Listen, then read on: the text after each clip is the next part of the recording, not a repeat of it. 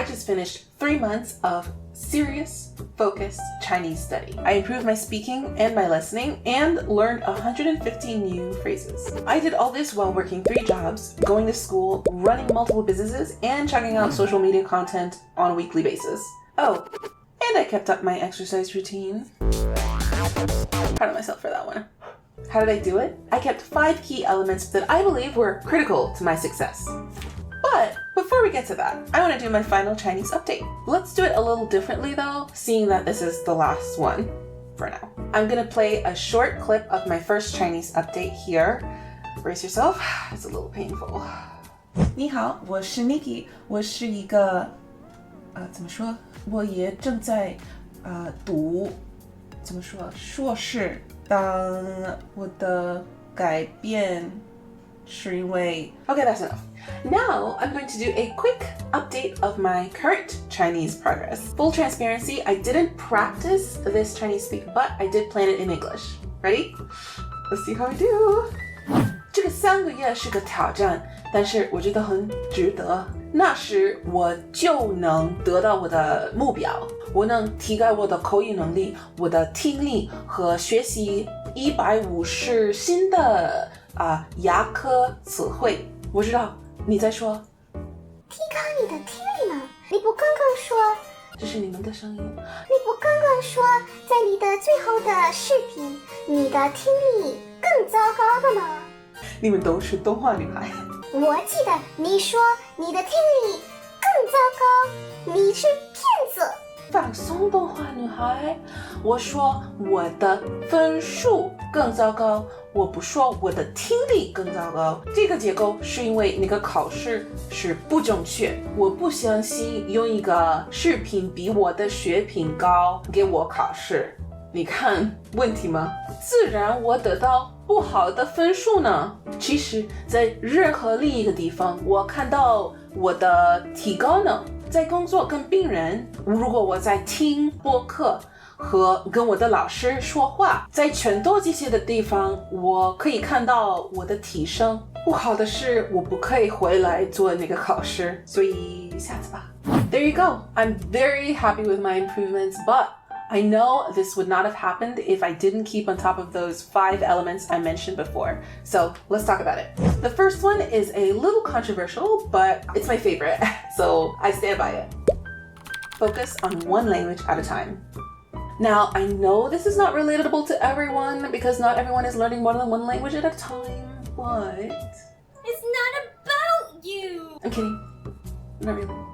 Seriously though, this was so important. It was a game changer for me. It is the force behind this beautiful madness. Focus, focus, focus.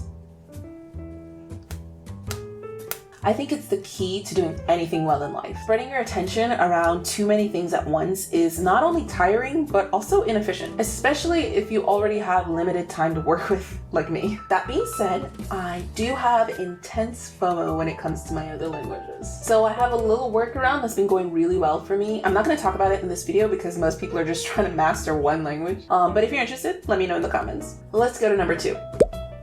Make SMART goals. Most people know about SMART goals, and honestly, I feel like a lot of people are kind of getting numb to the advice because it's just so common, and unfortunately, I was one of them. However, making specific goals is so important. It gave me both purpose and direction these last 3 months. For one, I can go into every study session with a specific goal in mind. For example, learn 10 new words, record a 5-minute talk to go over with my teacher, listen to 20 minutes of a podcast, something like that. And each of them are connected with the goal that I'm trying to reach. And second, I have something I can compare my progress to, just like I did earlier in this video with my Chinese progress update. Besides all that, I'm not wasting precious time deciding what I'm going to do each study session, and instead I'm leaving all that time to do actual study. Number 3. Number 3. Number 3. Planning to fail before you fail. It sounds crazy, but this one's super important. I mean, as human beings, we make mistakes. It's built into the software, right? So why would I expect to have a perfect week every time? meet my word count goals every week, completing all my podcast lessons every month, having a perfect study session every day. It's literally impossible. So if I know I'm gonna fail, I might as well plan what I'm gonna do when I fail. Interestingly, once I settled in my head that I was going to fail, I really didn't have to plan anything specific. Just accepting the fact that I would fail just kind of gave myself permission to let it go. But when that wasn't enough, the next 2 tricks were key. Number 4, just check the box. If you've heard of Atomic Habits by James Clear, you probably know where I'm going with this one. If you haven't heard of it, a quick rundown is basically habits make up your life. So if you want to change your life, you change your habits, no matter how small. By extension then, there is power in keeping one habit, no matter how small, going. Keeping at least one tiny habit going affects you subconsciously. It makes you feel like you're still on track in some way and didn't completely fail. And because it's so small, there's almost zero friction for you to get it done, and you have no excuse of no time. It doesn't matter if you have 5 minutes left in your day, a couple spare minutes at lunch, or you have to grab your phone while you're making your morning tea. You can get it done. My tiny habit was Duolingo. It's literally seared into my consciousness now. I rarely miss. And even though I don't use Duolingo to learn my languages per se, it's still that little checkbox that tells my brain, oh, I'm still doing that language thing. Continuing on the topic of little habits, the next one was the one that kind of brought everything together for me. Number 5, check in on the plan regularly. I can't count the amount of times that I checked in at the end of the week feeling like nothing important happened, nothing significant.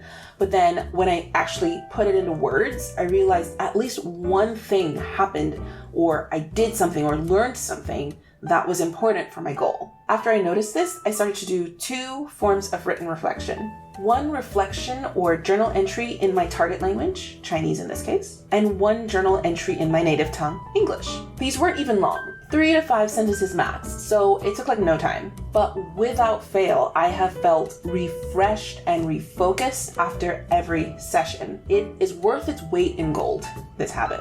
I think all these points are important, but this last one has a potential to make or break my learning system.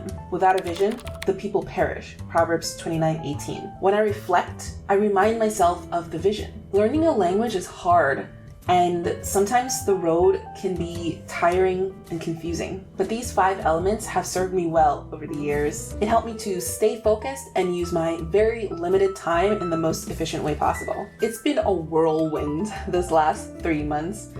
It went by so fast, but I know I'm doing it again. If you missed it, I started chronicling my language learning journey right here. You can check it out. Thanks for watching. Let me give you a hug.